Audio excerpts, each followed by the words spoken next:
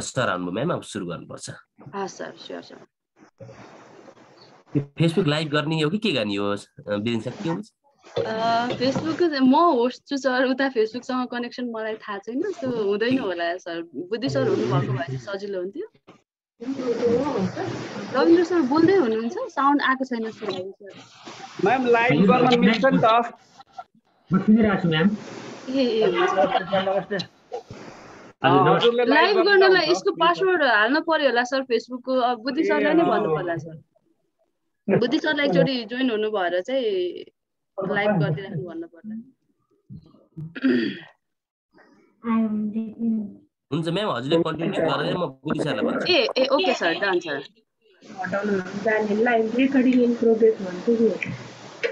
Recording in progress भनेको चाहिँ मैले यताबाट रेकर्ड गरेको भएर हो है, तपाईँहरूले गाह्रो मान्नु पर्दैन।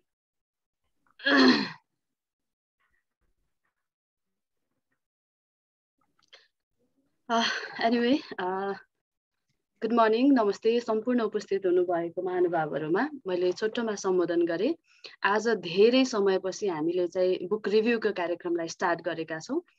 सम्भवतः यो एउटा ग्याप पछाडि नै भनौँ, रिडर्स क्लबको आयोजनामा हामीले यो चाहिँ आयोजना गरिरहेको छौँ र आज चाहिँ हामीले धेरै पछाडि स्टार्ट गर्ने, एउटा पोजिटिभ सुरुवात किन स्टार्ट नगर्ने भन्ने हिसाबले चाहिँ तारा वेस्ट ओभरको एजुकेटेड भन्ने बुकलाई छानेका छौँ। र स्टार्ट गर्नुभन्दा अगाडि मैले तारा वेस्ट ओभरको केही लाइन्सहरू छन्, म त्यसैबाट स्टार्ट गर्छु।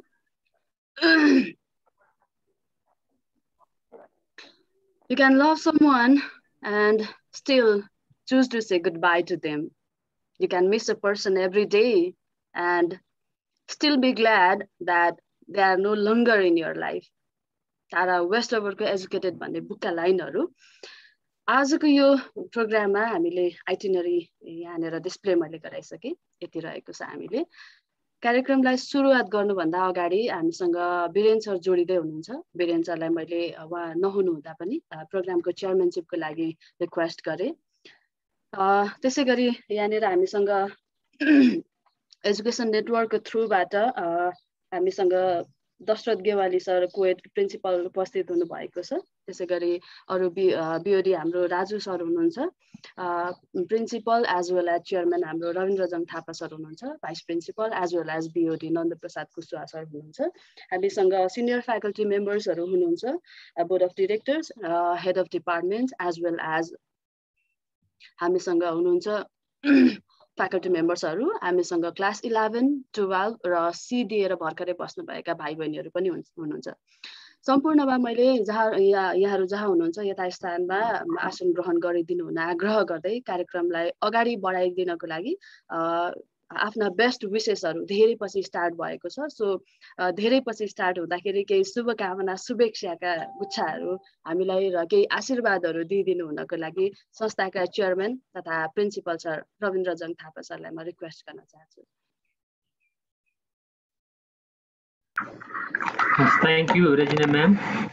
यहाँ उपस्थित सम्पूर्ण बोर्ड अफ डाइरेक्टर साथीहरू, प्रोमोटर साथीहरू, शिक्षक आदरणीय शिक्षक साथीहरू र विद्यार्थी साथीहरू जो हामीलाई लाइभमा सुनिरहनु भएको छ, हेरिरहनु भएको छ, सम्पूर्ण चाहिँ मित्रहरूमा चाहिँ मेरो नमस्कार छ, गुड मर्निङ छ है। र आजको हामी धेरै समय पछाडि हाम्रो ग्याप रहेको यो जुन पहिला हामीले कफीसँग किताबको कुरा भनेर चाहिँ 16 एपिसोडसम्म चाहिँ हामीले चलाएका थियौँ। अब फेरि यसलाई निरन्तरता दिनको लागि रेजिना म्यामको र हाम्रो Regina ma'am, Govind Dhakal sir र हाम्रो राजेन्द्र सरको पहलमा फेरि यो चाहिँ सुरुवात गर्न चाहिँ हामी गइरहेका छौँ। सरहरूलाई जुन यो अभियान छ यसलाई चाहिँ मैले एउटा मुभमेन्टको रूपमा लिएको छु। सरलाई धेरै धेरै धन्यवाद र यो कार्यक्रमको सफलताको पनि म कामना गर्न चाहन्छु।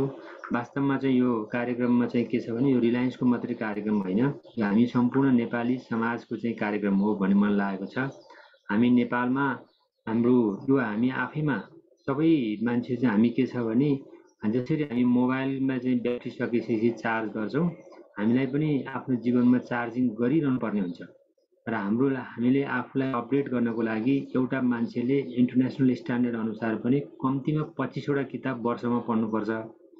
तर सकिन्छ भने सकेसम्म 60वटा किताब पढ्नुपर्छ भन्ने जुन एउटा नर्म छ त्यो कुरालाई चाहिँ कसरी चाहिँ इस्टाब्लिस गर्न सकिन्छ हाम्रो समाजमा भन्ने प्रयासले यो हाम्रो उद्देश्य लिएर चाहिँ यो कार्यक्रम तपाईहरुले जुन सञ्चालन गर्नुभएको छ यसले हाम्रो नेपाली कल्चरमा चाहिँ पढ्ने किताब चाहिँ जुन पढ्ने कल्चर जुन पठन संस्कृति छ नि रिडिङ कल्चरको चाहिँ प्रमोट गर्छ भन्ने आशा लिएका छौं र यदि हामीले चाहिँ रिडिङ कल्चरको चाहिँ प्रमोट गर्न सक्यौं भने चाहिँ हामीलाई हाम्रो एक्लो जीवनमा भनौं न हामीले कहिले पनि एक्लो हुनु पर्दैन हामीसँग चाहिँ हाम्रो नलेज हुन्छ कसरी त्यसमा चाहिँ बाँच्नु पर्छ भन्ने कुरा एक्लै यात्रामा गर्दा हामीसँग किताब हुन्छ कहीँ प्रतीक्षा गर्दा हामीसँग किताब हुन्छ सबै किताब चाहिँ हामी कसरी साथी बनाउने भन्ने कुरा हो र अर्को कुरा चाहिँ के छ भने अब यो कम खर्चमा संसारलाई बुझ्यो चाहिँ कम खर्चमा जीवन र जगतलाई बुझ्ने कुरा हो यदि हामी बुझ्छौं भने हामीले चाहिँ जीवन र जगतलाई चाहिँ असाध्यै इकोनोमिकल तरिकाले चाहिँ हामीले विभिन्न देशको चाहिँ भ्रमण गर्न सक्छौं के किताबबाटै गर्छौं हामीले चाहिँ हिस्ट्री बुझ्न सक्छौं जियोग्राफी बुझ्न सक्छौं विभिन्न ठाउँका कल्चरहरू बुझ्न सक्छौं विभिन्न समाजको चाहिँ परिवार बारेमा बुझ्न सक्छौं व्यक्तिको बारेमा बुझ्न सक्छौं र यसरी चाहिँ हामी बुझ्नको लागि चाहिँ हामीले पढ्नै पर्छ र पढ्ने बित्तिकै हाम्रो जीवनको जुन सोच जुन फराकिलो बन्छ हाम्रो जुन सोच्ने जुन नलेजको एउटा होराइजनको लेभल नै बढ्छ र हाम्रो अन्डरस्ट्यान्डिङ लेभल नै बढ्छ हाम्रो क्यापासिटी वृद्धि गर्नको लागि पनि हामीले पढ्ने बानी बसाल्नुपर्छ भन्ने लाग्छ र अहिले हाम्रो यो समाजमा चाहिँ पढ्ने कल्चरहरू चाहिँ नेपाली कल्चरमा एकदम कम भएकोले रिलायन्सबाटै हामीले किन थालनी नगर्ने के हामीले थालनी गरौँ र यो हाम्रो नेटवर्कमा चाहिँ प्रत्येक स्कुलमा हाम्रो जुन 4वटा स्कुल छ 4वटा स्कुलमा सबैले हामीले अभ्यास गर्दै आइरहेका छौं भने भोलि चाहिँ यो समाजमा पनि हाम्रा विद्यार्थीहरूले हाम्रा चाहिँ जो हामी जहाँ गए पनि यो संस्कृतिलाई चाहिँ बढाउँदै गयौँ भने चाहिँ पक्कै पनि हाम्रो देशमा हाम्रो जुन एनर्जीको लेभल चाहिँ हाम्रो नेपालमा बढाउन हामी सक्छौं हामीले प्रत्येक मान्छेको सोचको लेभलमा बढाउन सक्छौं सब प्रत्येक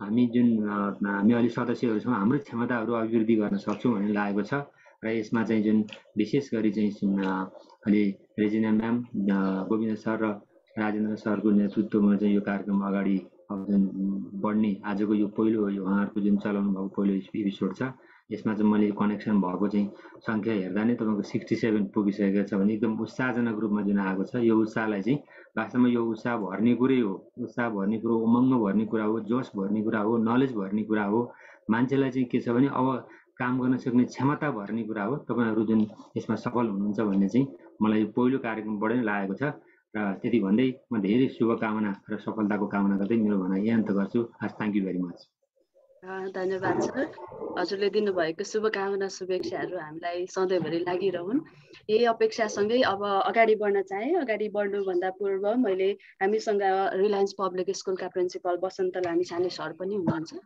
मैले अघि छुटाएछु मैले हाम्रो आजको बुक रिभ्युअर राजेन्द्र जोशी सरलाई फ्लोर ह्यान्डओभर गर्नुभन्दा अगाडि उहाँको सानो परिचय दिउँ नाम राजेन्द्र जोशी भनेर मैले भनिसकेँ पर्मानेन्टली उहाँ डोटी तिजालीबाट हुनुहुन्छ अहिले चाहिँ रिसेन्टली घट्टेकुलो काठमाडौँमा बस्दै हुनुहुन्छ शिक्षा क्षेत्रको कुरा गर्ने हो भने masters MSc in chemistry from Trichandra college एक्सपिरियन्सको कुरा गर्दा उहाँ चाहिँ रिसेन्टली चाहिँ केमिस्ट्री लेक्चररको रूपमा रिलायन्स कलेजमा हुनुहुन्छ भने योभन्दा अगाडि उहाँ डिफ्रेन्ट स्कुलहरूमा पढाउँदै आउनु भएको थियो र रिसर्च वर्कमा स्पेसली नानो पार्टिकल्सको क्षेत्रमा उहाँ काम गरि आउनु भएको छ आजको बुक हामीसँग तारा वेस्टओभरको एजुकेटेड भन्ने बुक छ सो यो बुकको विषयमा आफ्नो रिभ्यूहरू प्रस्तुत गरिदिनु हुन अबको फ्लोर म आजको रिभ्यूअर राजेन्द्र जोशी सरलाई ह्यान्डओभर गर्न चाहन्छु over to you sir thank you Regina ma'am respected board members academic director Biren sir principal Rabindra sir vice principal Nandu sir SSR Vishwanath sir academic assistant Regina ma'am and Sam sir and all the faculty members and guests from other colleges as well and all the participants a warm greetings to everyone from my side. First, I'd like to thank the Readers Club of Reliance Education Network for inviting me in this book review program and I'd also like to thank Regina ma'am for nominating me.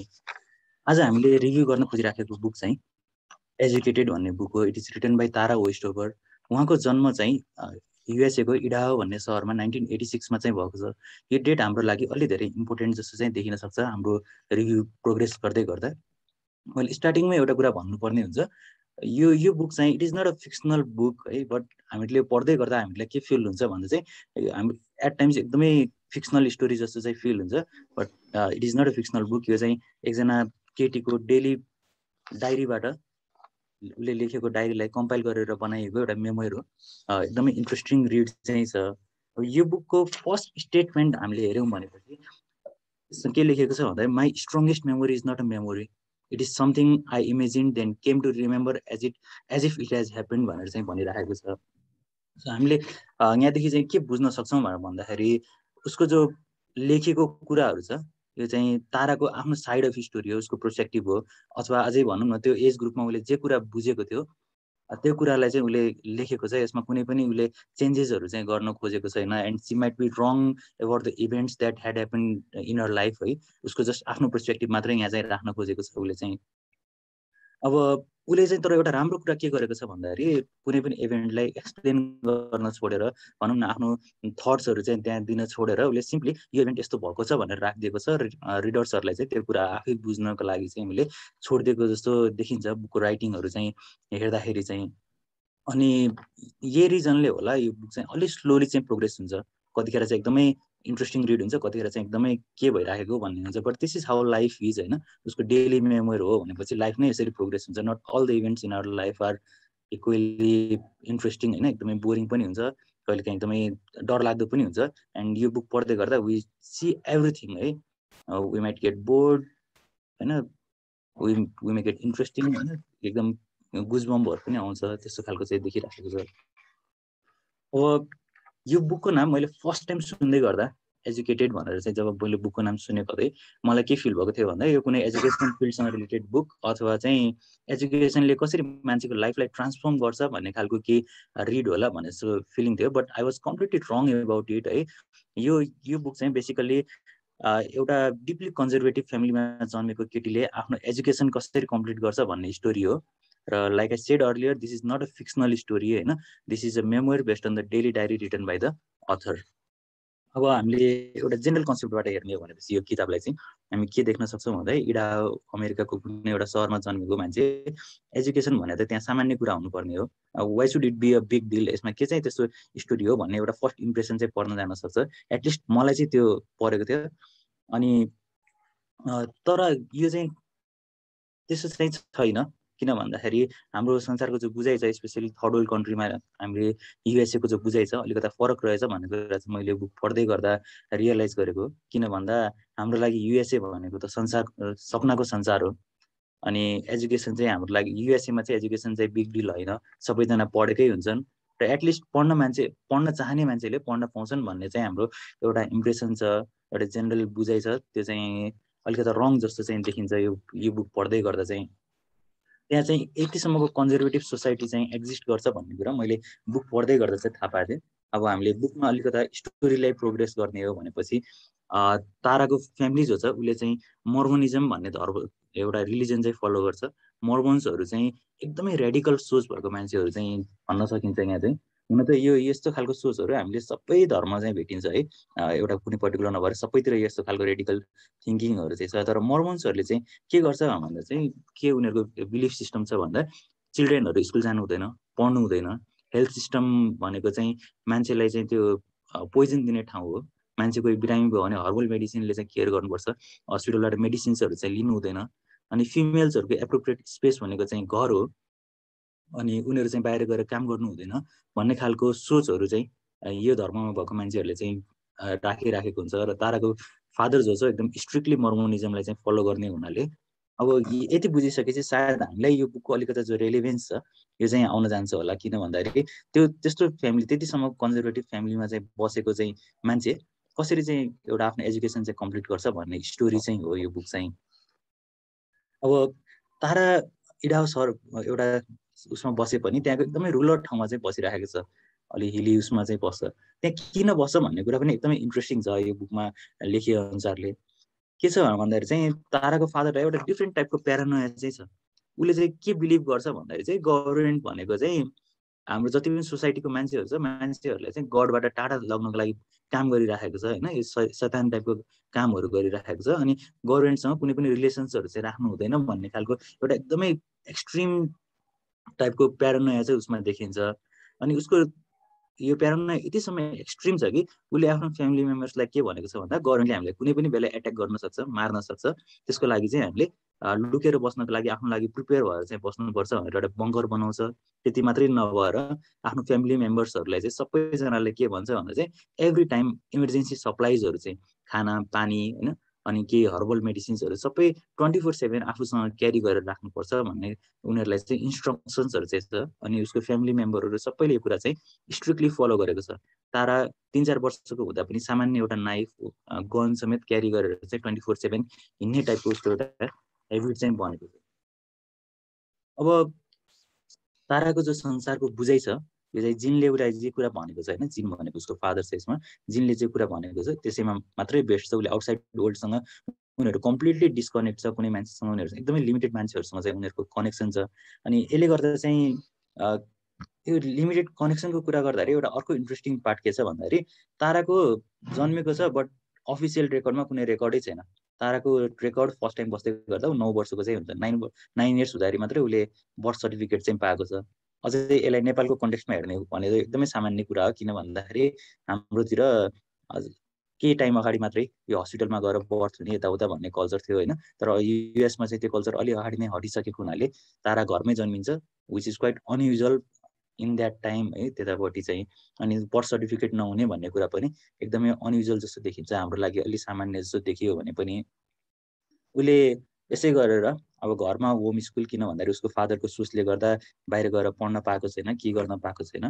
अनि जसको impact चाहिँ उसको स्कुलिङमा पनि देखिन्छ। She never set foot on the school, अनि कहिले पनि स्कुल गएको छैन। अनि उसको जति पनि पढाइ छ उसको पढाइ भनेको सामान्य हप्तामा एक दिन कहिले काहीँ पब्लिक लाइब्रेरीमा मर्गनसँग रिलेटेड बुकहरू लिनको लागि उसको फादरले जब उनीहरूलाई लिएर जान्थ्यो त्यतिखेर चाहिँ उसले जे बुकहरू त्यहाँ पढ्न पायो, जतिवटा लुकाएर घरमा ल्याएर पढ्न पायो त्यो मात्रै हुन्छ। उसको आफैमा चाहिँ यो पढ्न हेबिट कसरी डेभलप गर्यो भन्ने कुरा चाहिँ अलिकति इन्ट्रेस्टिङ पनि छ। उसको दाइ एकजना टाइलर चाहिँ अलिअलि सामान्य पढ्नुपर्छ भनेर चाहिँ उसले लुकेर बुक पढिराखेको हुन्छ, कता कता त्यहीबाट इन्फ्लुएन्स भएर उसले यो बुक चाहिँ बुक्सहरू चाहिँ पढ्न स्टार्ट गर्छ र डिफ्रेन्ट बुक्सहरूमा चाहिँ उसको इन्ट्रेस्टहरू चाहिँ जान थाल्छ। बेसिक होम स्कुलिङ चाहिँ घरबाट सिकिसकेपछि सामान्य लेख्न पढ्न जानिसकेपछि उसले बिस्तारै बिस्तारै त्यसरी चाहिँ पढ्दै गइराखेको छ। तर अब भनौँ न सामान्य एउटा लेखपढ गर्न जान्नु र म्याथमेटिक्स साइन्स जस्तो कोर सब्जेक्टहरू चाहिँ पढ्नु भनेको चाहिँ एउटा डिफ्रेन्ट एस्पेक्ट देखिन्छ फेरि। किन भन्दाखेरि साइन्स हाम्रो बुझाइ चाहिँ के छ भन्दाखेरि साइन्स म्याथमेटिक्स होइन हिस्ट्री यस्तो सब्जेक्टहरू चाहिँ कसैले नपढाइकन पढिँदैन, आफै बुझिँदैन भन्ने हाम्रो एउटा जेनरल बुझाइ छ। हाम्रो स्टुडेन्टहरूमा पनि यो देख्छौँ, म आफै पनि यो कुरा चाहिँ फिल गर्छु। तर उसले चाहिँ सबै कुराहरू कम्प्लिटली आफैले चाहिँ सिक्दै गएको छ, लाइफ प्रोग्रेस हुँदै गर्दा बुक्सहरू लिएर आफैले चाहिँ सिकेको चाहिँ छ। अनि यसरी उसको लाइफ चाहिँ बिस्तारै बिस्तारै प्रोग्रेस भइराखेको थियो। अब 9-10 वर्षको हुँदाखेरि उसको लाइफमा यति धेरै इन्सिडेन्टहरू भएको छ, एभ्री डे जस्तो इन्सिडेन्टहरू चाहिँ भएको छ। अब सबै इन्सिडेन्टहरू चाहिँ त्यहाँ बुकमा चाहिँ बिस्तारै बिस्तारै ओपन अप गरिएको छ। मैले यसलाई अलिकति स्पिड अप गरेर उसको एउटा अर्को इन्ट्रेस्टिङ पार्ट चाहिँ लिएर गएँ। टाइलर चाहिँ उसको दाइ तारा 10 इयर्सको हुँदाखेरि अब म घर छोडेर पढ्न जान्छु भनेर चाहिँ रिभोल्ट गर्छ उसले घरमा, उसको फादरको उयसको अगेन्स्टमा। एकदमै ठुलो रिभोल्युसन जस्तो देखिन्छ। अनि तारा चाहिँ यो कुराले चाहिँ एकदम इन्सपायर्ड पनि हुन्छ अनि अलिकति ऊ क्युरियस पनि हुन्छ, किन टाइलरले चाहिँ यसरी छोड्न खोजिरहेको छ, हाम्रो बुवाले हामीलाई यति राम्रो चिजहरू चाहिँ सिकाइराखेको छ, पुरै संसारबाट चाहिँ हामीले बचाइराखेको छ, त्यही पनि उसले चाहिँ जान खोजिरहेछ भन्ने खालको एउटा इम्प्रेसन हुन्छ। At the same time she is curious as well, किन भन्दाखेरि टाइलरले राति राति लुकेर पढेको चाहिँ ताराले देखिराखेको हुन्छ र टाइलरबाटै सिकेर उसले पनि राति राति लुकेर पढ्न चाहिँ खोजिरहेको हुन्छ। उसलाई दुइटै एउटा सक पनि हुन्छ, एउटा क्युरियोसिटी पनि हुन्छ किन हुन्छ भन्ने कुरा। टाइलर फाइनली लिभ गर्छ, तर टाइलरले छोडिसकेपछि अब ताराले एउटा ठुलो जिम्मेवारी चाहिँ आफ्नो उसमा काँधमा चाहिँ लिन खोजिरहेको छ। के भन्दाखेरि एकजना फ्यामिली मेम्बर कम हुने बित्तिकै उनीहरूको घरमा काम गर्ने मान्छे कम हुन्छ, जसले गर्दा चाहिँ उनीहरूले जो फ्यामिली इन्कमहरू छ त्यसमा चाहिँ कता कता एउटा गिरावट आउँछ होइन। त्यसलाई फुलफिल गर्नको लागि ताराले के डिसाइड गर्छ भन्दा म चाहिँ अब आफू पनि जब गर्छु भनेर चाहिँ भन्छ। 11 इयर्समा चाहिँ उसले जब गर्ने डिसिजन लिन्छ है। हामीले आजको डेटमा यो कुरा कतिको इमेजिनेबल छ भन्ने कुरा चाहिँ हामी हेर्न सक्छौँ। 11 इयर्सको एउटा बच्चाले चाहिँ जब गर्छ, जब के को गर्छ भन्दा उसलाई कसैले पनि त केही पनि जब दिँदैन।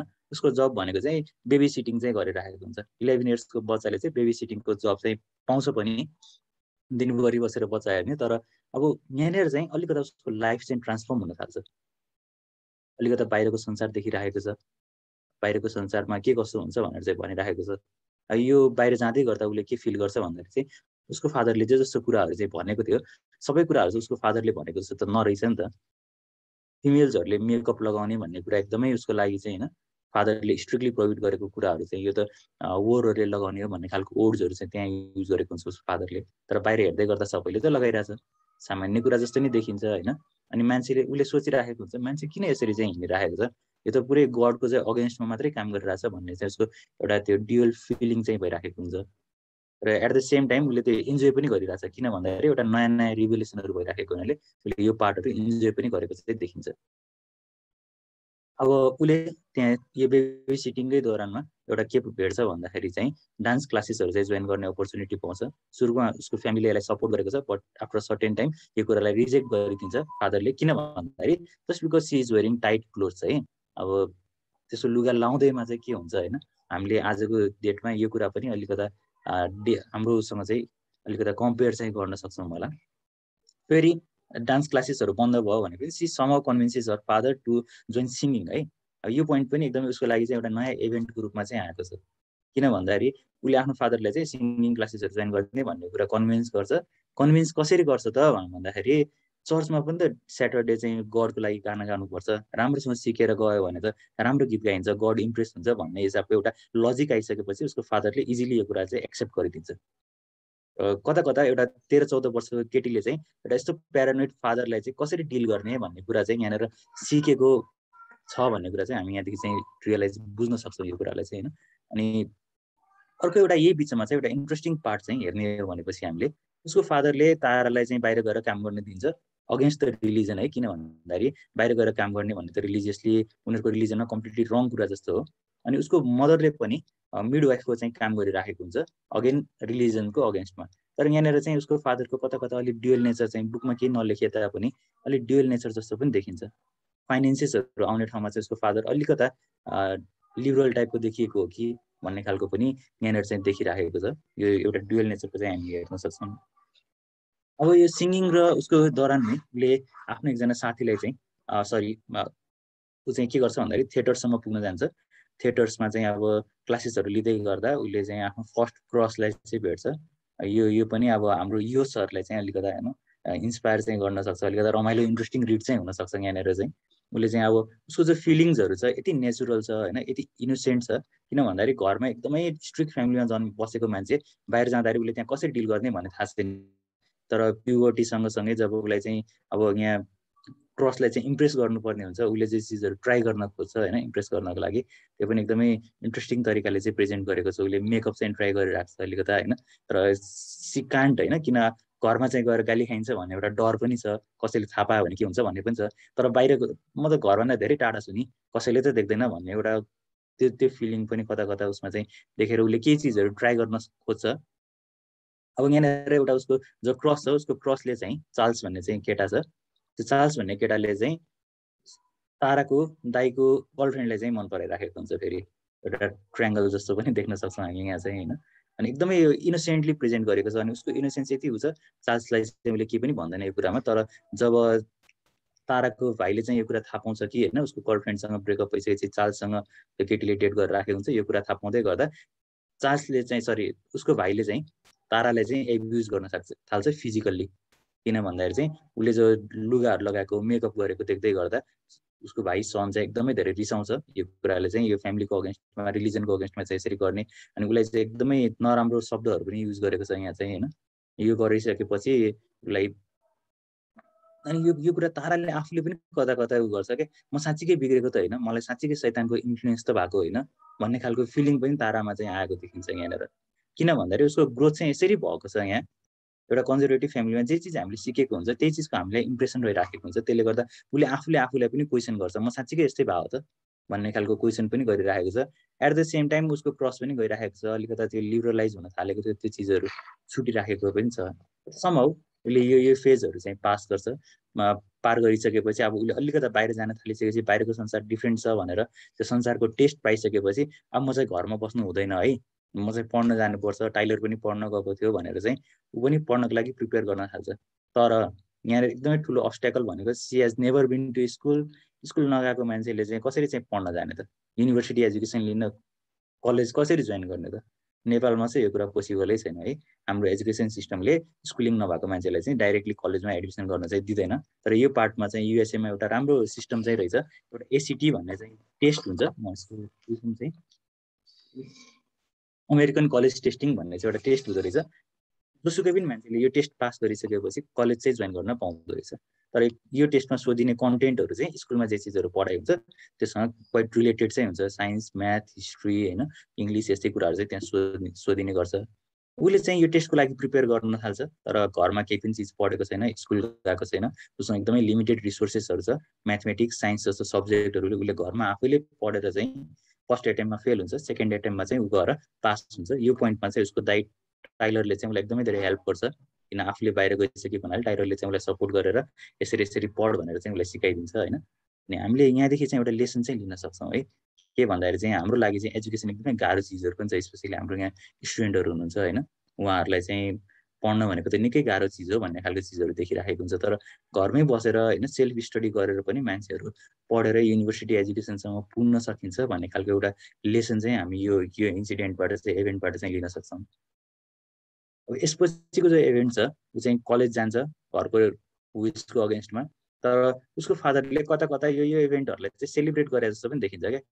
किन भन्दाखेरि चाहिँ जसरी भए पनि आफूले जित्नुपर्ने जस्तो उसको फादरको चाहिँ एउटा सोच चाहिँ छ होइन। उसले के भन्छ भन्दा चाहिँ ए स्कुलहरू त कामै नलाग्ने ठाउँने ठाउँको रहेछ त।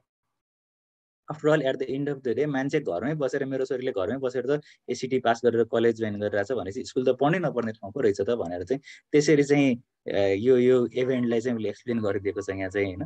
अनि जे होस् तारा चाहिँ कलेज जान्छ, अब कलेज जाँदै गर्दा यो चाहिँ उसको लागि एकदम कम्प्लिटली नयाँ ठाउँ हुन्छ, एउटा कल्चरल सक जस्तो आउँछ।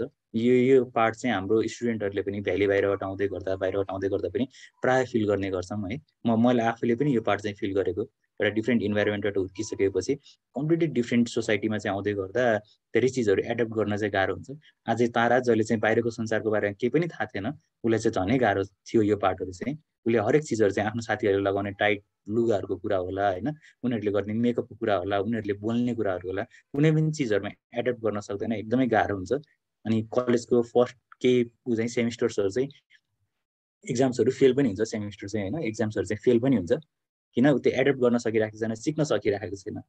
अनि कहिले स्कुल पनि गएको थिएन, यसको पनि उसलाई एउटा लस हुन्छ, किन क्लासमा के पढाइराखेको छ त्यो त स्कुलसँग रिलेटेड कुराहरू थियो, उसले त्यो नभेट्दै गर्दा त्यहाँनिर अहिलेको प्रब्लम चाहिँ भएको छ। यहाँनिर फेरि एउटा इन्ट्रेस्टिङ पार्ट चाहिँ के छ भन्दाखेरि चाहिँ ताराले बुक समातेर पढिराखेको हुन्छ, अनि उसको एउटा साथीले चाहिँ उसलाई सजेसन दिन्छ मैले कसरी ग्रेड इम्प्रुभ गर्ने भनेर चाहिँ सोध्दै गर्दा उसको साथीले चाहिँ के भन्छ भन्दा चाहिँ त बुक समातेर फोटो हेर्छस्, बुक त फोटो हेर्नको लागि होइन नि त, बुक त पढ्नको लागि हो, त्यहाँ लेखिएको लाइनहरू चाहिँ पढ्नुपर्छ भन्ने कुरा चाहिँ उसलाई भनिदिन्छ क्या। सो यो पनि एकदमै इन्ट्रेस्टिङ छ, किन भन्दाखेरि चाहिँ उसलाई कलेज जोइन गर्दा गर्दा बुक कसरी पढ्ने भन्ने कुरा, बुक कसरी युज गर्ने भन्ने कुरा पनि थाहा छैन। अब हामीले यो कुरा चाहिँ आफूलाई कम्पेयर गर्न सक्छौँ यहाँ चाहिँ होइन। त्यो सिचुएसनबाट पनि उसले फाइनली उसलाई जब यो कुरा रिभिल हुन्छ कि बुकमा लेखेको लाइन पढ्नको लागि पो, फोटो हेर्नको लागि त बुक होइन भन्ने कुरा जब उसले रियलाइज गर्छ नि, उसको ग्रेड्सहरू ड्रास्टिकली इम्प्रुभ पनि हुन थाल्छ क्या। त्यतिखेरसम्म उसलाई बुक कसरी युज गर्ने भन्ने कुरा पनि थाहा छैन। सो यो पार्टबाट उसले बिस्तारै बुक्सहरू पढ्दै जान्छ, plus at the same time उसलाई दाँतसँग रिलेटेड केही प्रब्लम्सहरू थियो। अनि उसको फ्यामिलीमा के सिकाएको छ भन्दा हस्पिटल जानु हुँदैन है, हस्पिटल भनेको पोइजन गर्ने ठाउँ हो, गभर्मेन्टहरूले मान्छे मार्नलाई बनाएको ठाउँहरू हो भन्ने कुरा सिकाइएको छ। तर उसको दाँतको प्रब्लमले गर्दा ऊ चाहिँ केही भएर कसैको सजेसनमा चाहिँ फाइनल्ली त्यहाँ जान्छ, गभर्मेन्टको लोन लिएर चाहिँ दाँतको क्योर गर्छ। क्योर गरिसकेपछि उसलाई एउटा अनौठो फिलिङ हुन्छ कि म त मरेन नि त होइन, केही त नहुँदो रहेछ, गभर्मेन्ट लोन लिँदा हस्पिटल जाँदा केही त नहुँदो रहेछ भन्ने चाहिँ उसले फर्स्ट टाइम त्यो पोइन्टमा गएर चाहिँ रियलाइज गर्छ। अब उसले यो माइन्डमा कता कता क्वेसन्सहरू छ, फादरको टिचिङ पनि छ एकतिर होइन, फ्यामिलीको टिचिङ एकतिर छ, अनि उसले एक्सपिरियन्स गरिराखेको कुराहरू अर्कोतिर छ। ऊ एकदम यो डाउटमा चाहिँ उसको कलेजहरू यत्तिकै सकिराखेको छ। फेरि फाइनल्ली ऊ के गरेर एउटा कुनै प्रोग्रामको थ्रुबाट चाहिँ के गर्छ भन्दा क्याम्ब्रिज जान्छ। क्याम्ब्रिज पुग्नु ओल्डको छ भन्दा रिनाउन्ड ठाउँमा चाहिँ क्याम्ब्रिज पुग्नुभन्दा उसको चाहिँ एउटा स्टोरी छ, त्यो पनि रमाइलो छ है। एक दिन क्लासमा उसलाई चाहिँ के हुन्छ, क्लासमा पढाइ भइराखेको हुन्छ, अनि क्लासमा कुन टपिकमा पढाइ हुन्छ भन्दा होलोकास्ट भन्ने टपिकमा चाहिँ पढाइ भइराखेको हुन्छ, संसारको सबैभन्दा ठुलो ट्रेजेडी जहाँ हिटलरले लाखौँ मान्छेहरूलाई चाहिँ मारिदिएको छ। अनि त्यो ट्रेजेडीको बारेमा उसले एकदम इनोसेन्टली चाहिँ सोध्छ क्या क्लासमा, यो भने के हो, तिमी हामीहरू यो यसको बारेमा किन पढिरहेछौँ भनेर सोध्छ। त्यो उसको क्वेसनले गर्दा सबैजना क्लासको मान्छेहरू चाहिँ रिसाउँछ। किन रिसाउँछ भन्दाखेरि यस्तो संसारको सबभन्दा ठुलो ट्रेजेडीको चाहिँ मजाक पो उडाइरहेछ भन्ने जस्तो चाहिँ त्यहाँनिर देखिएको छ क्या। उसको साथीहरूले त्यसरी हेर्छ यो इन्सिडेन्टलाई चाहिँ। अनि but she was quite innocent है, उसलाई साँच्चीकै थाहा थिएन होलोकास्ट भने के हो भन्ने कुरा चाहिँ। उसको टिचर पनि उसँग रिसाउँछ। अनि यो इन्सिडेन्ट भइसकेपछि पछि क्याम्ब्रिज जाँदै गर्दा उसले होलोकास्ट एक्सपर्टसँग है त्यहाँ गएर एउटा कामहरू के गर्छ होइन। अनि त्यो मान्छे चाहिँ उसको प्रोफेसर चाहिँ एकदमै इम्प्रेस हुन्छ उसको कामलाई लिएर। त्यो कामलाई लिएर इम्प्रेस भइसकेपछि उसले फर्दर स्टडीको लागि चाहिँ उसलाई हेल्प गर्छ, स्कलरसिपहरू खोज्नको लागि चाहिँ हेल्प गर्छ। अनि उसले चाहिँ ताराले यो पोइन्टमा गएर गेट्स क्याम्ब्रिज स्कलरसिप पाउने चाहिँ ऊ चाहिँ 3rd स्टुडेन्ट हो युएसबाट चाहिँ। त्यति ठुलो स्कलरसिप्सहरू चाहिँ उसले जस्ट त्यो भनौँ न एउटा क्युरियस नेचर, एउटा इनोसेन्ट नेचरले गर्दा पनि पाइन्छ। जहिले क्लासमा क्वेसन सोध्नु चाहिँ आफैमा रङ चाहिँ हुँदैन है, कहिले काहीँ डिफ्रेन्टली प्रेजेन्ट हुनसक्छ त्यो कुराहरू, तर एन्ड अफ द डे त्यसको रिजल्ट्सहरू चाहिँ राम्रो हुनसक्छ होइन। हरेक क्वेसनको चाहिँ आफैमा एउटा भ्यालु चाहिँ हुन्छ भन्ने कुराहरू चाहिँ हामी यहाँदेखि चाहिँ लिन सक्छौँ। म्यामले मलाई टाइमको लिमिटेसनको लागि मेसेज गर्नुपर्छ, म यसलाई अलिकति सर्ट चाहिँ गरिदिन्छु। अब चाहिँ उसले फर्दर त्यहाँदेखि चाहिँ क्याम्ब्रिजबाट फेरि स्कलरसिप्सहरू पाएर फर्दर आफ्नो प्रोफेसरको सपोर्टमा लिएर चाहिँ के गरेको छ भन्दा पिएचडीको लागि हार्वर्ड आउँछ। उसको फाइनल एजुकेसन्सहरू चाहिँ फाइनल इयर्सहरू चाहिँ हार्वर्डमा चाहिँ कम्प्लिट भएको छ। And this is all against the complete will of her family है। उसले कुनै पनि चिजमा यसको फ्यामिलीको सपोर्ट चाहिँ पाएको छैन। कतिसम्म भन्दा ग्रेजुएसन डे सेलिब्रेट गर्दाखेरि उसको फ्यामिली मेम्बर्सहरू त्यहाँ पुगिदिँदैन। अनि एकदमै ग्रेजुएसन भनेको चाहिँ हाम्रो यहाँ अलिक थोरै भए पनि उतापट्टि एकदमै सेलिब्रेट गरिने इभेन्ट हो। त्यसमा फ्यामिली मेम्बर नहुँदा उसले के कुराहरू फिल गरेको छ होइन। भ्याकेसन्समा घर जाँदै गर्दा घरमा उसलाई फिजिकल एब्युज हुने गर्छ होइन। घरको इन्सिडेन्टहरू, घरको स्टोरिजहरू सुन्दै गर्दा एकदमै डिस्टर्ब हुने गर्छ। अनि घरबाट बेला बेलामा टाढिन पनि खोज्छ, म यो फ्यामिलीमा बस्दै बस्दैन भन्न खोज्छ, तर फेरि घरको मायाले उसलाई फिर्ता लिएर गएको पनि देखिन्छ होइन। एकदम उसको त्यो आफ्नो कलेज लाइफ चाहिँ डुएल उसमा चाहिँ बितिराखेको छ। एउटा फ्यामिलीको माया छ, फ्यामिलीको छ होइन, at the end of the family हो, फिर्ता जानुपर्छ भन्ने देखिन्छ। अर्कोतिर फेरि चाहिँ के गरिरहेको छ भन्दा चाहिँ कलेजलाई चाहिँ उसले कन्टिन्यू गर्नुपर्ने छ against will of the family होइन। यो कुराहरूलाई एकदमै राम्रोसँग चाहिँ उसले प्रेजेन्ट गरेको छ र डिल पनि गरेको देखिन्छ। So it might be interesting read होइन, एकदमै इन्सपायरिङ रिड चाहिँ भन्न चाहिँ सकिन्छ। बुकको एन्डमा ओभरअलमा कुरा गर्दाखेरि स्टार्टिङमै भने अलिकति स्लो रिड चाहिँ हुन जान्छ। कुनै इभेन्ट्सहरू एकदमै बिस्तारै प्रोग्रेस भयो जस्तो चाहिँ देखिन्छ। बट स्टिल म चाहिँ सबैजनालाई के सजेस्ट गर्छु भन्दा यो बुक चाहिँ कम्प्लिटली पढ्नुपर्छ भन्ने चाहिँ लाग्छ। बोर भयो भने पनि होइन, this is how life is नै भनिसके। अनि हामीलाई चाहिँ ओल्ड भ्यू, एउटा डिफ्रेन्ट ओल्ड भ्यू चाहिँ यो बुकले चाहिँ प्रेजेन्ट गरेको छ हामीलाई चाहिँ। किन हामीले एटलिस्ट मैले चाहिँ इमेजिन नगरेको युएसमा पनि यस्तो इभेन्ट्सहरू हुन्छ, स्पेसली 1990s पछिको वर्ल्डमा चाहिँ यो हुन्छ भन्ने कुरा चाहिँ मैले चाहिँ इमेजिन गरेको छैन। 2000मा चाहिँ मिडवाइफको कल्चर अहिले पनि एक्जिस्ट गर्छ भन्ने कुरा चाहिँ मेरो लागि चाहिँ कम्प्लिटली एउटा नयाँ रिभेलेसन चाहिँ थियो होइन। मैले यो पार्टलाई कम्प्लिटली इग्नोर गरिरहेको थिएँ। सो यो बुकले एउटा डिफ्रेन्ट वर्ल्ड भ्यू पनि प्रेजेन्ट गरिरहेको छ। अनि यो बुक पढ्दै गर्दा एकदमै धेरै इन्सपायर पनि गर्छ मान्छेलाई चाहिँ। सो अगेन्स्ट अल दिज अर्ड्स है, मान्छेले चाहिँ कसरी चाहिँ आफूलाई चाहिँ अगाडि बढाउन सक्छ भन्ने कुराहरूको एउटा इन्सपिरेसनल स्टोरी पनि मिल्न सक्छ होइन। अनि एन्डमा भन्नु पर्यो भनेपछि this is a true example of vision and persistence over all other obstacles. मान्छेले गर्न खोज्यो भने हरेक चिजहरू चाहिँ पोसिबल छ भन्ने कुराको एउटा लेसन चाहिँ यो बुकबाट चाहिँ हामीले लिन सक्छौँ। Okay ma'am, this is all from my side. Thank you so much sir. धेरै मैले पनि बिर्सिसकेको कुराहरू सम्झाइदिनु भयो। सुरुमा त मलाई पनि यो बुक पढ्दै गर्दा त्यस्तो धेरै इन्ट्रेस्टिङ लागेको थिएन। तर के हो भन्दाखेरि तारा वेस्टओभरको डेट अफ बर्थ हेर्दै गर्दा she is only 34 years old अहिले। सो यतिको एजमा भएको मान्छेको यस्तो स्टोरी हुँदाखेरि चाहिँ अचम्म मलाई पनि त्यस पछाडि लाग्यो। र अर्को यो बुकलाई मैले यही प्रोग्राममा चुज गर्नुको इन्ट्रेस्टिङ अर्को फ्याक्ट चाहिँ फर्स्ट लेडी सी वाज, अहिले स्टिल होइन, त्यो पास्टको कुरा हो। मिसेल ओबामाले चाहिँ एकजना फेमस युट्युबर एलन डिजेनरसलाई चाहिँ यो बुक पढ्नलाई भनेर सजेस्ट गर्नु भएको थियो।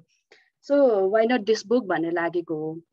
अब रिभ्यू पछाडि हामीसँग कमेन्ट्सको पालो। कमेन्ट्समा जानुभन्दा अगाडि we have academic director as well as आजको प्रोग्रामको चेयरम्यान वीरेन्द्र मेहता सर हामीसँग जोडिसक्नु भएको छ। सर नमस्ते। नमस्ते नमस्ते, सबैजनालाई स्वागत छ है, please go ahead. Okay, thank you so much sir. हाम्रो कमेन्टेटर हुनुहुन्छ दीपक कुमार श्रेष्ठ सर, उहाँको पनि सानो इन्फर्मेसन हामीसँग छ। मैले नाम दीपक कुमार श्रेष्ठ भनेर भनिसकेँ। अनि पर्मानेन्ट एड्रेस चाहिँ रैना देवी, आई होप मैले राम्रै प्रनाउन्स गरेँ, छहरा 3 पाल्पा। टेम्पोररीली चाहिँ सामाखुसी काठमाडौँ। एजुकेसनको कुरा गर्नुपर्दा MA in English literature from TU अनि currently working as an English lecturer in रिया सिन्स 2017। र दीपक सरको कुरा गर्नु पर्दाखेरि चाहिँ दीपक सरलाई मैले पनि नबुझेका कुराहरू जुन लिटरेचरसँग रिलेटेड कुराहरू चाहिँ म सरलाई सोधिरहन्थेँ। So as a commentator Deepak सरलाई चुज गर्नुको रिजन पनि यही नै हो। राजेन्द्र सरलाई चाहिँ रिभ्युअरको रूपमा चुज गर्नुको रिजन यो बुक हो, र दीपक सरलाई चाहिँ एज अ कमेन्टेटरको रूपमा चुज गर्नुको रिजन चाहिँ सायदै यो कम्बिनेसन एकदमै बेस्ट बन्छ होला भनेर हो। सो अबको फ्लोर चाहिँ दीपक सर तपाईँलाई।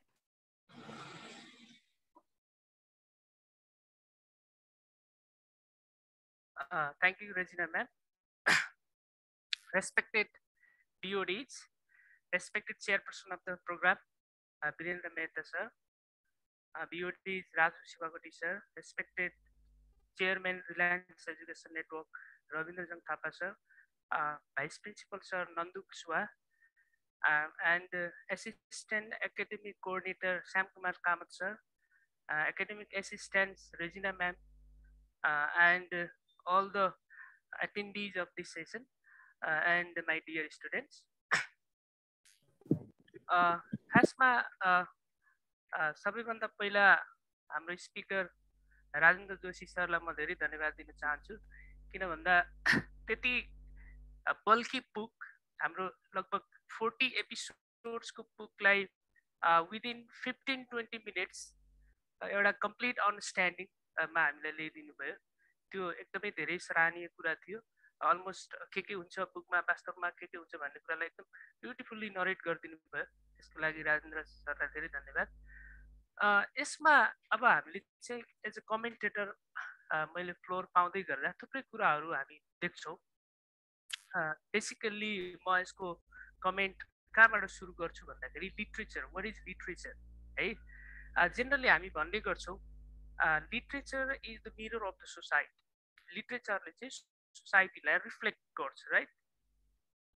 र यो हामीले पढ्दै गर्दा अथवा हामीले पढाउँदै गर्दा हामीले लिटरेचर के भनेर बुझेका छौँ भने, अथवा जनर अफ लिटरेचर, लिटरेचरको डाइमेन्सन्स हामीले बुझ्ने गरेको चाहिँ poetry, essay, drama and stories हामीले त्यति बुझ्ने गरेका थियौँ। र हामीले लिटरेचरमा जे सिकाउँथ्यौँ, जे पढ्थ्यौँ, जे कुराहरू हामी रेफरेन्सको लागि खोज्थ्यौँ, त्यो कहीँ न कहीँ त्यो एसे नै हुन्थ्यो, कहीँ न कहीँ स्टोरी नै हुन्थ्यो, कहीँ न कहीँ त्यो ड्रामा नै हुन्थ्यो, अथवा यस्तै यही चारवटा पेरिफेरीभित्र हुन्थ्यो है।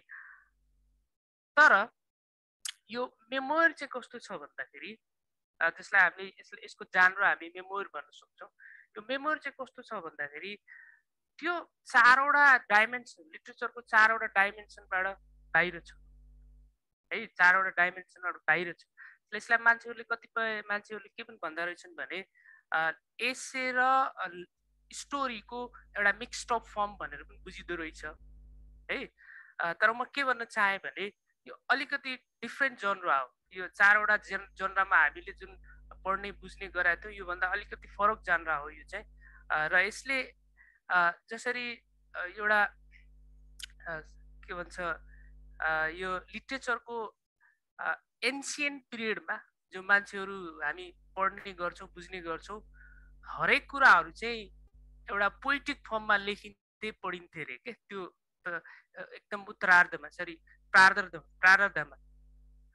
तर जब त्यो लिटरेचरको विकास हुँदै गयो, वेस्टर्न स्पेसल्ली वेस्टर्न लिटरेचरको म कुरा गर्दैछु, जब लिटरेचरको विकास हुँदै गयो थुप्रै जनरहरू आए, जस्तो ड्रामा लेख्न थालियो आफ्टर रेनेसा होइन, त्यसपछि रेनेसापछि एसेजहरू लेख्न थालियो, थुप्रै जनरहरू आए।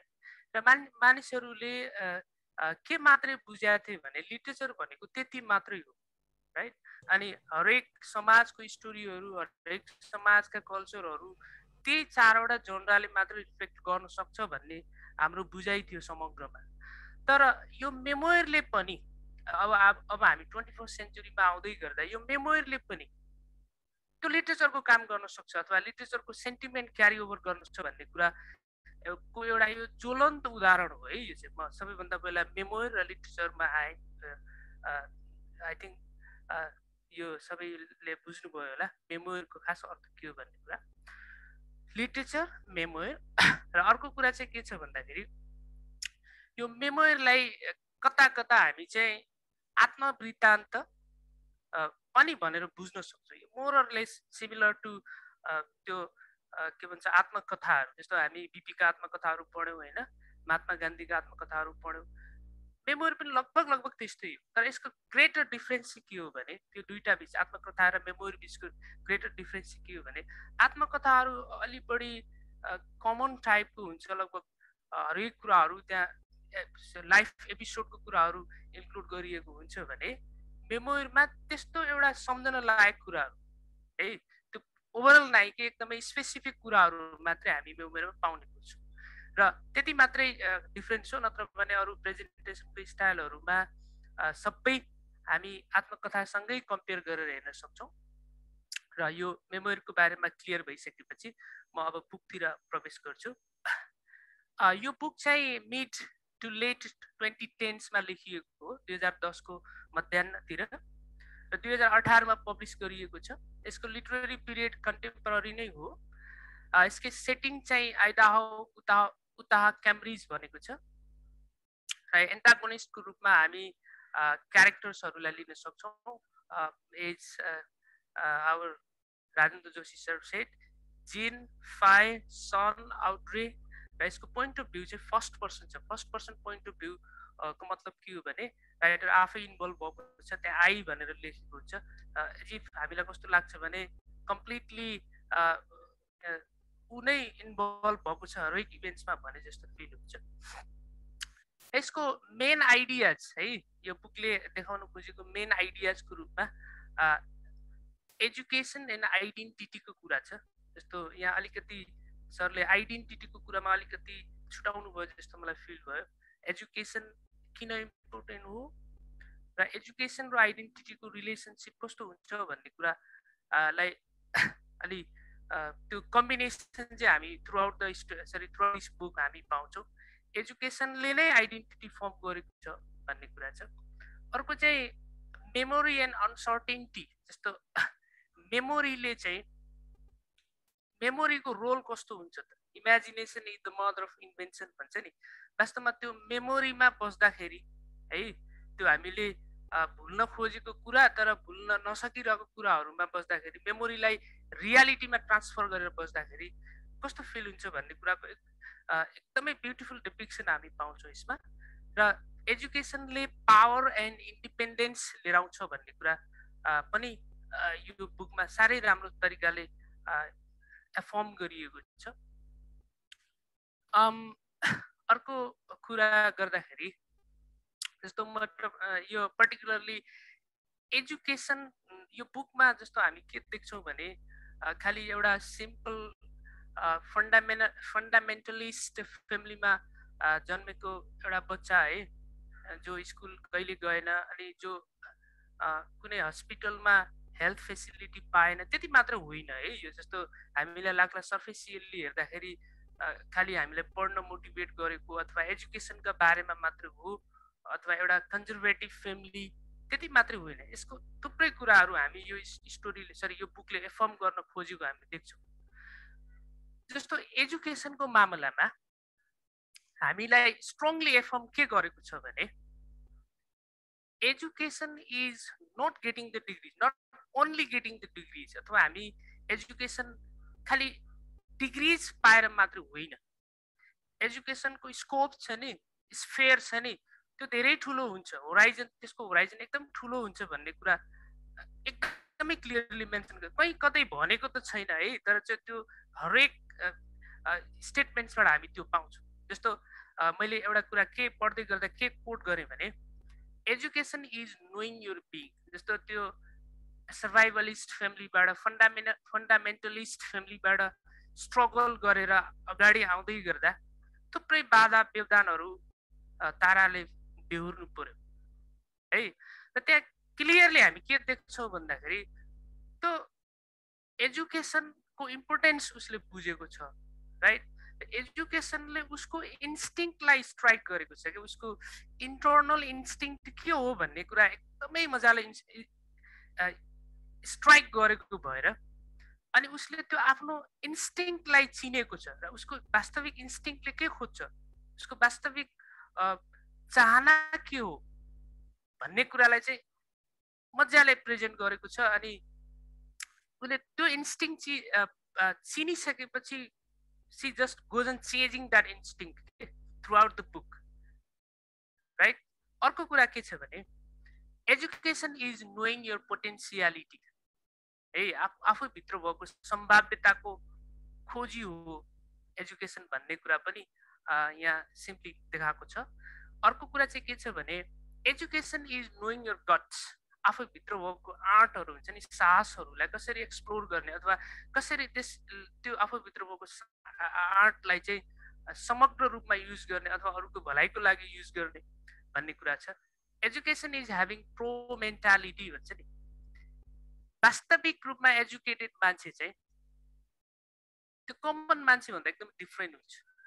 सो मैले अघि नै भनिसकेँ, एजुकेसन गेन गर्नु भनेको खालि युनिभर्सिटीबाट डिग्री लिने मात्रै होइन हो, त्यसको ओभरअल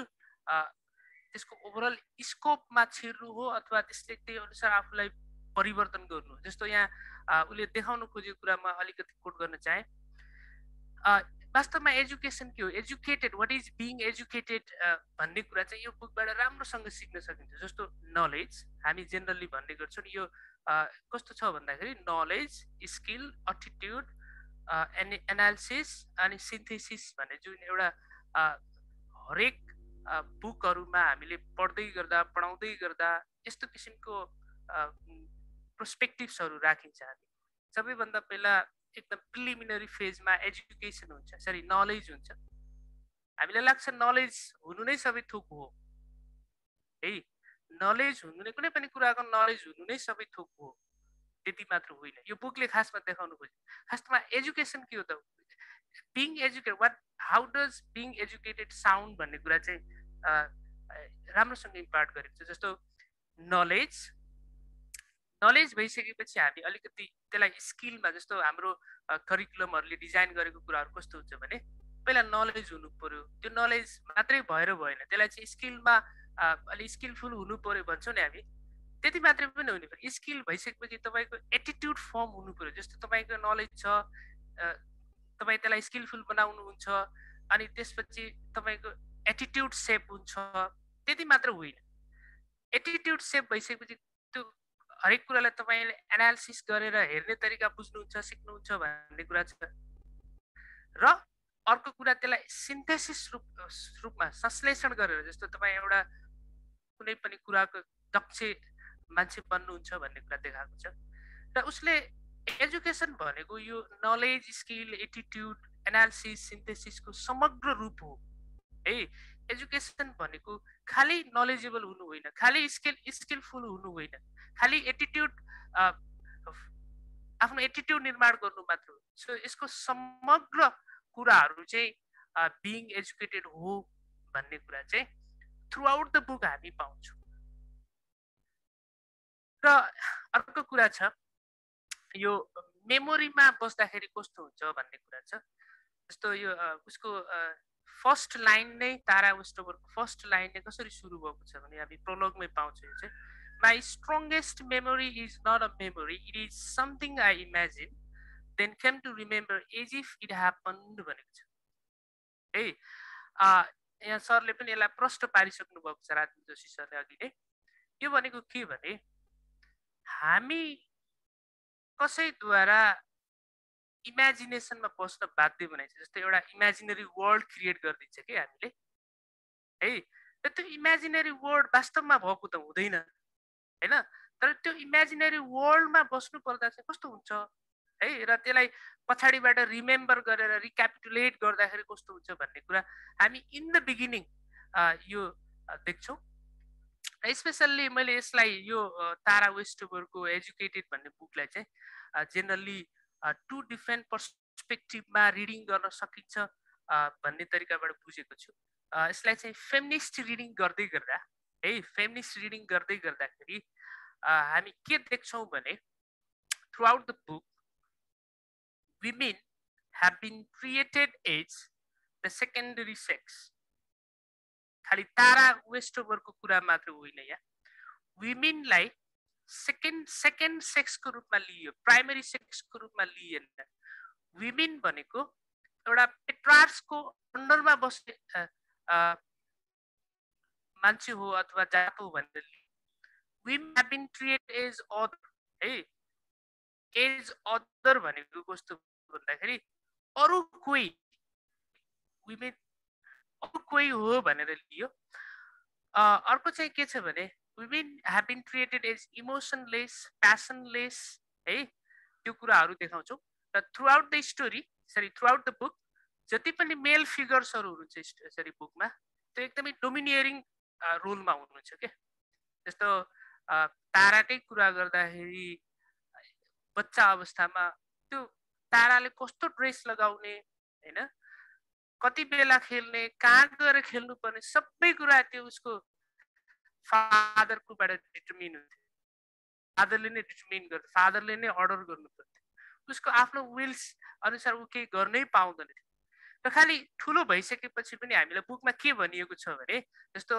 अघि सरले पनि भन्नुभयो टाइलर भन्ने उसको ब्रदरले हेल्प गरेर उसलाई युनिभर्सिटीमा पढ्नलाई इम्प्रेस गरेको भन्ने कुरा छ म त्यो कुरा किन मान्दैन भने तारा चाहिँ टाइलर भन्ने ब्रदरले इन्स्पायर गरेर बुक पढ्न गएको चाहिँ होइन मलाई लाग्छ किन भन्दा उसको इन्स्टिङ्क्ट नै अब के गर्नुपर्छ अथवा यो फन्डामेन्टलिस्ट फ्यामिलीमा म बस्नु हुँदैन भन्ने थियो र उसले आफ्नो इन्स्टिङ्क्टलाई जस्ट चेन्ज गरेको मात्रै हो टाइलरले त्यहाँ हेल्प गर्यो सपोर्ट गर्यो त भनेको छ हामीलाई तर सपोर्ट के गर्यो ठ्याक्कै यो गर्यो उस्तो गर्यो भनेर केही पनि भनेको छैन त्यो रेफरेन्स नै हामीले देख्दैनौँ सो त्यस हुनाले यो पत्याउनु पर्ने कुरै छैन त्यहाँ चाहिँ र अर्को कुरा के छ भने जति पनि फिमेल फिगर्सहरु बुकमा डेपिक्ट गरिएको छ नि फिमेल फिगर्सहरुलाई चाहिँ कसरी डेपिक्ट गरिएको छ भने they are having quite submissive role त्यो चाहिँ एकदमै सबओर्डिनेटेड रोलको रूपमा उहाँहरूलाई हामी देख्न सक्छौँ जस्तो फाइ भन्ने छ तारा वेस्टओभरको मदर फाइको रोल पनि एकदमै छ एकदमै सबमिसिभ टाइपको छ त्यो एकदमै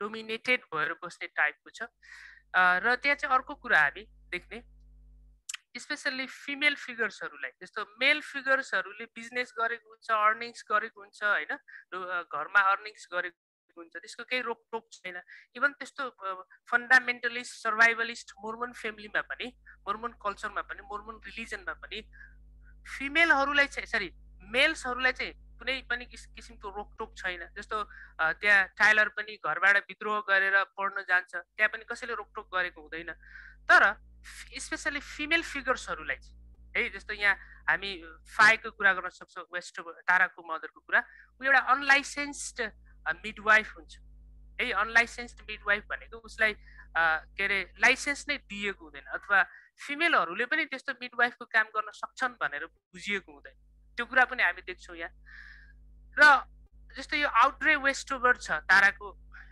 एल्डर सिस्टर त्यो एल्डर सिस्टरले पनि एउटा ताराबाट सेन्स अफ इन्डिपेन्डेन्स सिकेको हुन्छ तर त्यो यति अर्ली म्यारेज भइसकेको हुन्छ नि उसले त्योलाई इम्प्लिमेन्ट गर्नै सक्दैन त्यो पनि हामी देख्छौँ यस्तोमा र यसलाई ओभरअल्ली फेमिनिस्ट पोइन्ट अफ भ्यूबाट हेर्दाखेरि जति पनि फिमेल फिगर्सहरू छन् बुकमा डेपिक्ट भएका तिनीहरू चाहिँ एकदमै सबमिसिभ रोलमा छन् सबओर्डिनेटेड रोलमा छन् र मेल फिगर्सहरू चाहिँ एकदमै इन्टरटेन गरेको हामी देख्छौँ इभन इन द्याट फन्डामेन्टलिस्ट मोर्मन फ्यामिलीमा र यसलाई मार्क्सिस्ट रिडिङ पनि हामी गर्न सक्छौँ म यसलाई अलिकति टाइमले के छ के कसो छ हामीसँग टाइम चाहिँ मैले अघि सकियो भनेर हजुरलाई मेसेज गरेको थिएँ हुन्छ 1 मिनेटमा सकिन्छ भने ओके त्यसलाई हामी मार्क्सिस्ट रिडिङ पनि गर्न सक्छौँ जस्तो मैले भर्खरै भने अनुसार फेमिनिस्ट रिडिङ अनुसार हामी चाहिँ एउटा पक्षलाई दोष दिने अर्को पक्षलाई चाहिँ हामी अलिकति सपोर्ट गर्ने टाइपको देखिन्छ जस्तो यो फिमेल अलिकति सपोर्ट गर्ने वास्तविक दोषीहरू मेल्सहरू हुन् भन्ने जस्तो देखिन्छ तर यो मोर्मन कल्चरको खासमा त्यति मात्र होइन कुरा मार्क्सिस्ट पर्सपेक्टिभबाट हेर्दाखेरि खालि मेल्सहरू मात्रै दोषी होइनन् त्यहाँ चाहिँ कस्तो हुन्छ भने यो सब सोसाइटी हो के त्यो मोर्मन रिलिजन मात्रै होइन मोर्मन रिलिजनले मात्रै त्यो गर्न खोजेको जस्तो फन्डामेन्टलिस्ट मोर्मन रिलिजन यस्तो दियो उस्तो दियो भनेर एकदमै रिलिजनको त्यो प्रचार गरेको पनि होइन प्रचार गरेको पनि होइन। तर यहाँ कस्तो गरियो भने जस्तो रिलिजनलाई इन्स्टिट्युसनलाइज गरे हुन्छ क्या मान्छेले। जस्तो बादमा हिन्दू दर्शन र हिन्दू धर्ममा फरक हुन्छ नि त्यस्तै कुराहरू। त्यो मोर्मन फिलोसफी वास्तविक बुझेको होइन, त्यसको मिसइन्टरप्रिटेसन हुन्छ यहाँ है। मोर्मनको सेन्टिमेन्ट्सहरू वास्तविक रूपमा इम्प्लिमेन्ट गरिएको हुँदैन।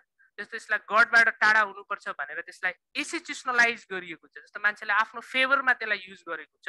त्यो कुरा देख्न सक्छौँ हामी यहाँ। र अर्को कुरा चाहिँ मार्क्सिस्ट पर्सपेक्टिभबाट हेर्दाखेरि यो सबै कोही गरिब हुनु कोही धनी हुनुको एउटै मात्र दोष के हो भने it is the society. Everything comes from the society.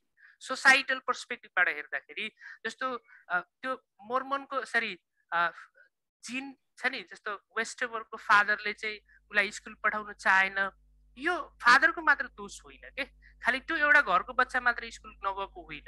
किन भन्दा त्यो ओभरअल सोसाइटी नै के बिलिभ गर्छ भने कसरी त्यो रिलिजनलाई इन्स्टिट्युसनलाइज गरिएको छ भने स्कुल जानु हुँदैन, गभर्नमेन्टबाट टाढा बस्नुपर्छ, त्यसलाई मिसइन्टरप्रेट गरिएको छ।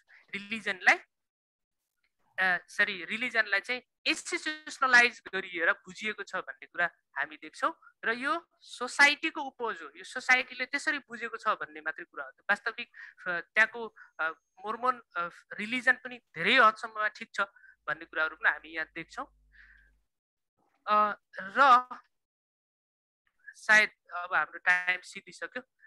मैले चाहिँ के भन्न चाहेँ भने यो स्ट्रङ एफर्मेसन चाहिँ हामी के पाउँछौँ बुकले वास्तवमा देखाउन खोजेको कुराहरू चाहिँ हामी यदि एजुकेटेडको सवालमा मात्रै होइन कि हामी कुनै पनि कुरा गर्न चाहन्छौँ भने that is possible.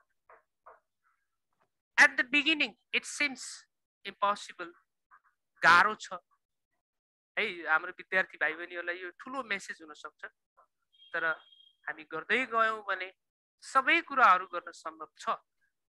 Just what you need to do is you need to change your इन्स्टिङ्क्ट।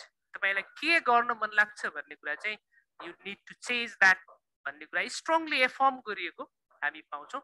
र यो बुकको नेगेटिभ रिभ्युजको हामी अलिकति कुरा गऱ्यौँ भने नेगेटिभ रिभ्युजमा हामी चाहिँ यो तारा वेस्टोभरले जति पनि कुराहरू बुकमा भनेको छ नि, अथवा जति पनि डिपिक्सन हामी देख्छौँ, डिफ्रेन्ट कुराहरूको डिपिक्सन देख्छौँ, यो चाहिँ अलिकति एक्जाजरेसन भयो कि भन्ने पनि छ। किन भन्दा यो के अरे ताराको पेरेन्ट्सहरूले पछि यो कोर्टमा चाहिँ यो इस्यु लन्च पनि गरेको छ। यो जति पनि डिपिक्सन छ, जति पनि भनिएको छ हाम्रो बारेमा, that is just an exaggeration, त्यो रियालिटी होइन भन्ने कुराहरू पनि सुनिएको छ, देखिएको छ। तर ओभरअल के देख्छौँ भने हामी जति पनि कुराहरू त्यो एउटा सर्भाइभलिस्ट फ्यामिलीबाट स्ट्रगल गरेर बाहिर आउँदै गर्दा त्यो स्ट्रगल गरेको त्यसको 5% मात्रै पनि रियालिटी भयो भने पनि द्याट इज ब्युटिफुल के।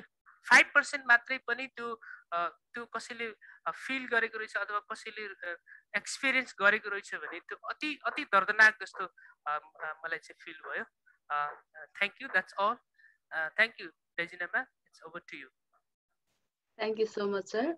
राजेन्द्र सरले भन्दै हुनुहुन्छ यहाँ बुकको रिभ्यू चाहिँ असली यो भयो कि भन्दै हुनुहुन्छ। डिटेल्समा सबै कुरा आइराखेको भएर 10 मिनट्स मोर लिनुभयो, त्यही पनि मैले चाहिँ हजुरलाई खासै धेरै रोकिनँ, इन डिटेल सबै कुरा आएको भएर। ताराकै म कोच हेरिरहेको थिएँ, what a person knows about the past is limited and will always be limited to what they are told by others. यहाँ रिभ्यू कमेन्टहरू सुन्नुभन्दा अब चाहिँ पढ्नतिर लाग्नुपर्छ जस्तो लाग्छ होला। यहाँ उपस्थित सम्पूर्णले पढ्नुहुन्छ होला अपेक्षा गरेँ। रिडर्स क्लबको आयोजनामा रहेको यो कार्यक्रम आज धेरै समयपछि सुरुवात भएको छ एन्ड हजुरहरूलाई जानकारी गराउँ, यो चाहिँ हरेक 15 दिन पछाडि रिपिट हुनेछ। दशरथ सरले यहाँ मलाई सजेसन दिनुभएको छ, रिलायन्स कोएड प्रिन्सिपल दशरथ सरले चाहिँ नेक्स्ट सेसनमा हाम्रो युनिका गुरुङ क्लास 9बाट अल्केमिस्ट बुकको विषयमा रिभ्यू हुनेछ र कमेन्टेटर दशरथ सर आफै रहनुहुनेछ। So next सेसनमा भेट्नेछौँ। आजको प्रोग्रामको चेयरम्यानसिप गरिरहनु भएको हाम्रो academic director sir Virendra Mehta सरलाई आजको कार्यक्रमको कमेन्ट्स प्लस समअप गरिदिनु हुनका लागि मैले रिक्वेस्ट गरेँ।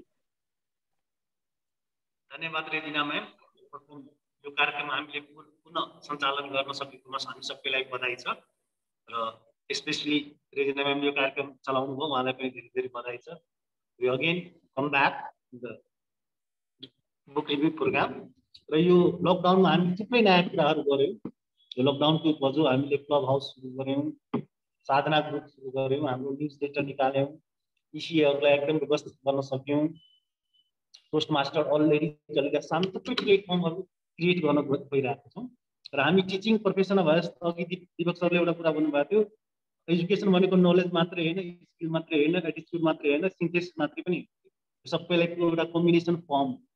त्यही भएर यस्तो प्रोग्रामहरूले as a being a teacher हामी चाहिँ अब नलेज वाइज, स्किल वाइज, हाम्रो मोरल वाइज, हाम्रो एटिट्युड वाइज चाहिँ एकदम क्लियर हुनुपर्छ। हाम्रो माइन्ड पनि क्लियर हुनुपर्छ, हाम्रो सोल पनि। त्यसै अनुसार हामीले कार्यक्रमहरूको डिजाइन त्यही अनुसार गरिरहेछौँ।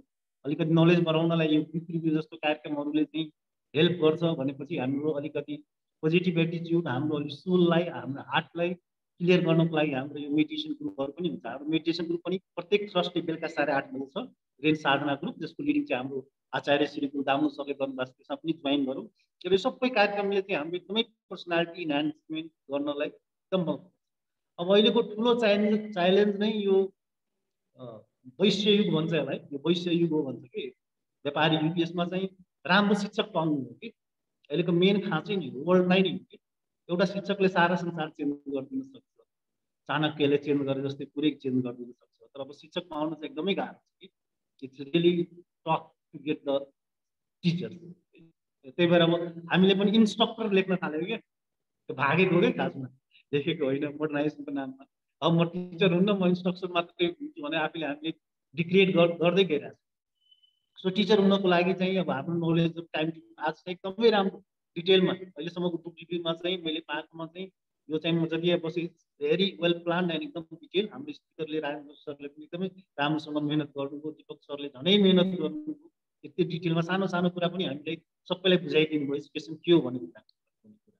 अब आगामी दिनहरूमा पनि हामी गर्दाखेरि जसले गर्दा पनि त्यसलाई चाहिँ यो स्ट्यान्डर्ड उहाँले फर्स्टै आफ्टर ब्रेक डाउनै फर्स्टमै स्ट्यान्डर्ड एकदम रेज गरिदिनु हो क्या, धेरै माथि पुर्याइदिनु स्ट्यान्डर्ड। अब यसपछिको वक्ताहरूलाई चाहिँ अब गाह्रो हुन्छ त्यो स्ट्यान्डर्ड मेन्टेन गर्नलाई, एकदमै मेहनत गर्नुपर्ने हुन्छ। जो बोल्नुहुन्छ उहाँहरूले चाहिँ एकदमै मेहनत गरौँ।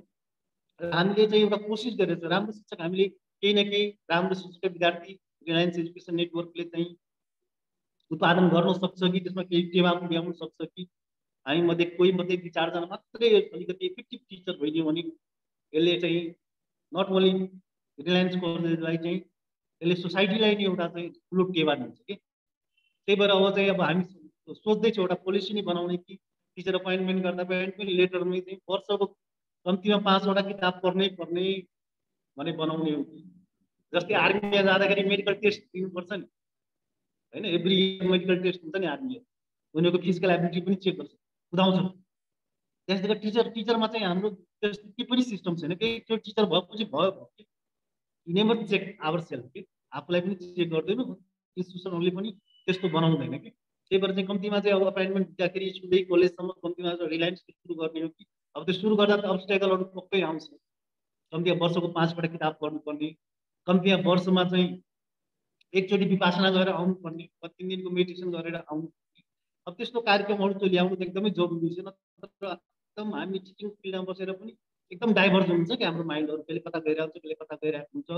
अनि त्यो सिन्थेसिसको प्रोसेस छ नि अघि दिपक सरले भनेको जस्तै के, त्यो सिन्थेसिस प्रोसेस गर्नलाई चाहिँ यो नलेज, स्किल, एटिट्युड तिनटै कुरालाई मिलाउनको लागि चाहिँ हाम्रो चाहिँ लाइफस्टाइल, हाम्रो फुड, मेडिटेसन यिनीहरू एकदमै नेसेसरी पार्टहरू। अब त्यसलाई कसरी एकुमुलेट गर्ने भन्ने कुराहरूमा चाहिँ हाम्रो प्रयास छ। त्यही भएर यो हामी जति पनि प्लेटफर्महरू क्रिएट गरिरहेको छौँ त्यसकै एउटा चाहिँ टुल्सको रूपमा गरेर, चाहे त्यो क्लब हाउसमा पनि हामी त्यस्तै चर्चाहरू गरिरहेका छौँ।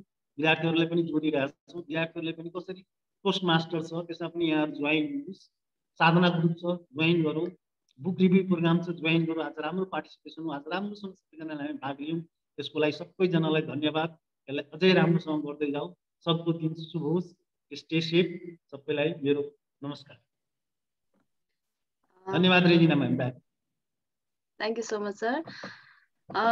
मैले आज धेरै कुरा छुटाएछु पनि आज फ्लोर डिस्कसनको विषयमा चाहिँ छुटेको रहेछ। आज अब सम्भव भइसक्यो, त्यसको लागि मैले अगाडि नै सरी भने। अब लगभग सम्भव भइसकेको छ। थ्याङ्क यू सो मच सबैजनालाई यहाँ जो उपस्थित हुनुभयो, स्पेसली गोविन्द सर, यहाँले धेरै हेल्प गर्नुभएको छ, सरले लिड गर्नुभएको छ, धेरै कुरा सिकाउनु भएको छ, यहाँलाई थ्याङ्क यू सो मच। यो फ्लोर हामीलाई उपलब्ध गराइदिनु भएकोमा रिलायन्स एजुकेसन नेटवर्कलाई पनि थ्याङ्क यू सो मच। हाम्रो कोएड रिलायन्स कोएडको प्रिन्सिपल दशरथ सर हुनुहुन्छ, उहाँले अझ स्पेसली यसमा चासो दिएर नेक्स्ट सेसनको लागि पनि उहाँले जुन यो प्रोसेस भनिदिनु भएको छ त्यसको लागि पनि थ्याङ्क यू सो मच। हाम्रो यो प्रोग्रामलाई सरले भन्दै हुनुहुन्थ्यो म लास्टसम्म बस्दिनँ होला भन्नुहुन्थ्यो, तर बस्नुभयो, उत्साह यसमा अझ प्रदान गरिदिनु भयो। हाम्रो प्रिन्सिपल सरलाई धेरै धेरै धन्यवाद सर। अनि यहाँ सिनियर फ्याकल्टी मेम्बर्सहरू हुनुहुन्छ, सबैजनालाई धन्यवाद। र स्पेसल धन्यवाद चाहिँ हाम्रो राजेन्द्र जोशी सर र दीपक श्रेष्ठ सरलाई। राजेन्द्र जोशी सरले त अलरेडी बुक पढिसक्नु भएको थियो र बुक चाहिँ हार्ड कपी नै थियो, उहाँसँग सजिलो थियो। तर दीपक सरलाई चाहिँ हामीले अनलाइन नै उहाँले चाहिँ नि त्यो जुन सफ्ट कपीमा पढेर पनि यति धेरै डिटेल्समा उहाँले पढ्न सक्नु, उहाँलाई चाहिँ मैले माने sir. Thank you so much sir, हजुरले यो एज अ कमेन्टेटर आज रहिदिनु भएकोमा। सो सबैजना यहाँ उपस्थित हुनुभएको जतिजना छ सबैजनालाई धन्यवाद भन्दै आजको प्रोग्राम सकिसकेको छ। सबैजना सुरक्षित रहनुहोला। शुभ दिन सबैजनालाई।